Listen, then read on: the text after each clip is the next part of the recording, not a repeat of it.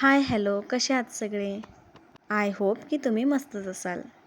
Welcome back to my YouTube channel food is a लव्हमध्ये तुमचं स्वागत आहे. आज मी घेऊन आलेली आहे शेंगदाण्याच्या कुटाची आमटी.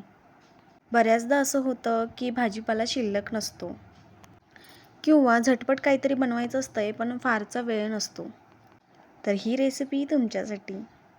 सर्वप्रथम मी एक कांदा घेतलेला आहे, त्याला बारीक चिरून घेतलेला आहे.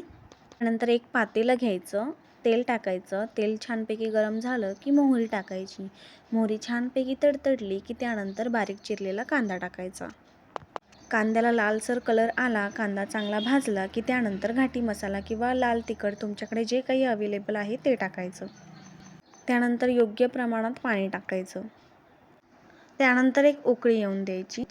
उकळी आल्याच्या नंतर शेंगदाण्याचं कूट टाकायचं. चवीनुसार मीठ टाकायचं. 2 ते 3 मिनटं छानपैकी शिजवून घ्यायचं. त्यानंतर तयार आहे आपल्या शेंगदाण्याच्या कुटाची आमटी. आवडल्यास लाईक करा, छान कमेंट करा, शेअर करा, सबस्क्राईब करा. पाहता क्षणी तोंडाला पाणी. आहा, नाद खोळा. Thanks for watching.